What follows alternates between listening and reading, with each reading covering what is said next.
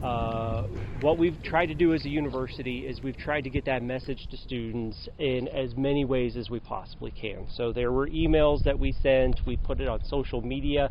If you walk around campus, you'll see it on the TV sets that are around campus. If you go to Taos restaurant today, there are table tents, little messages. If you sit down at the table, it'll be there.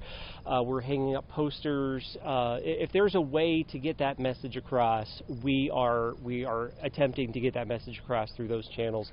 If there are other ways that we're missing, we would love to hear about those, and we would love to take steps in moving that in that direction as well. Do you think the word got around well? No.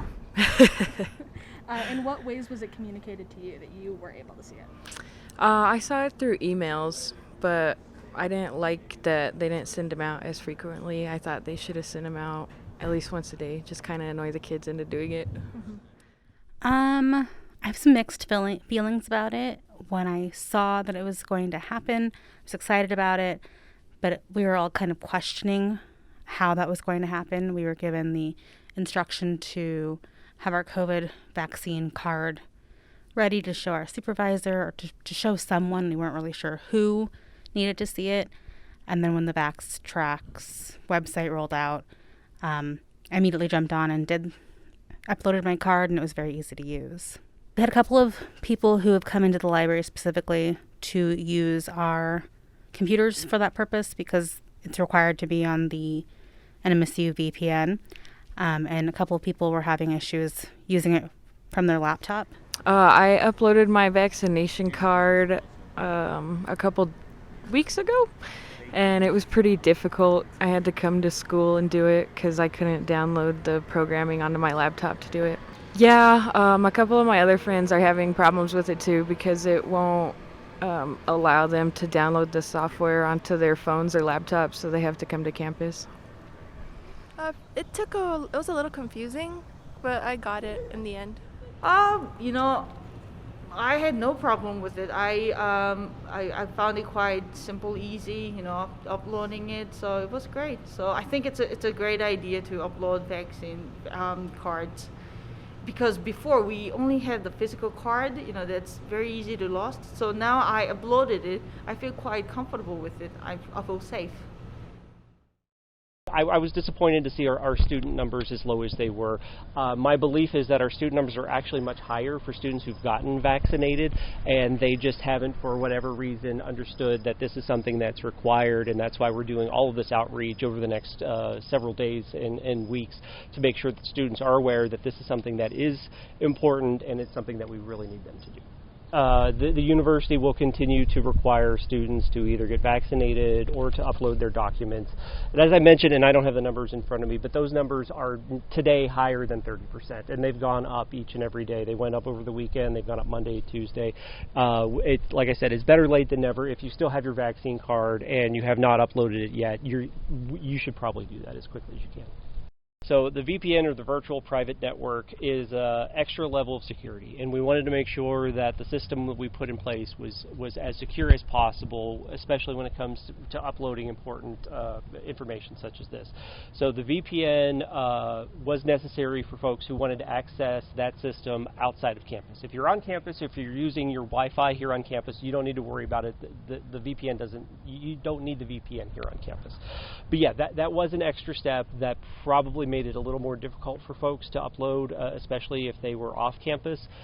We've taken some additional steps to make that as easy as possible. So if you come to Hardman Jacobs Hall, the computer lab there, yesterday and throughout this week, there will be some other locations on campus where we have computer labs, where we have folks from ICT.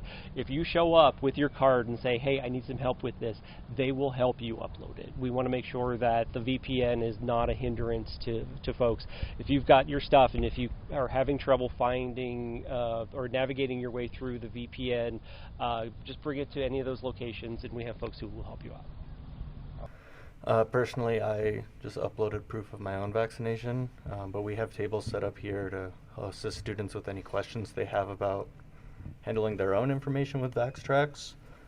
I think it's pretty efficient at encouraging people to either get the vaccine or, focus on actually getting tested and uploading that proof of getting tested. Go to now.nmsu.edu. That's our website that we've created for everything that we're doing with COVID-19. There is a dashboard that's on there that does report the number of students who've tested positive as well as the number of employees who've tested positive. I personally think that the vaccine mandate is appropriate.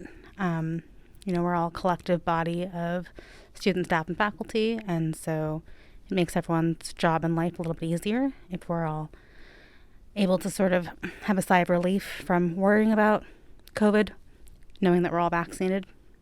When it comes to employees, because there is an OSHA rule, and OSHA is a federal workplace hazard safety administration organization, because there's an OSHA rule that's coming that will require this, NMSU is making all of its employees either get vaccinated or test weekly, whether or not you actually work on campus or not. Considering that I haven't had any problems with COVID, I don't know that it's fair because it takes away from your choice to get vaccinated or not. And I don't think it's fair that they can stop you from attending classes if you haven't been vaccinated. But that's a danger you face. But there are other things at the university that I don't think is fair.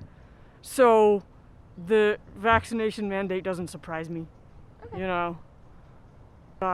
I love it when the study areas are full and everybody's stressed out and they need books. And for a while there wasn't anybody up there. But now things are getting better. So I'm glad. I'm glad they're being allowed inside.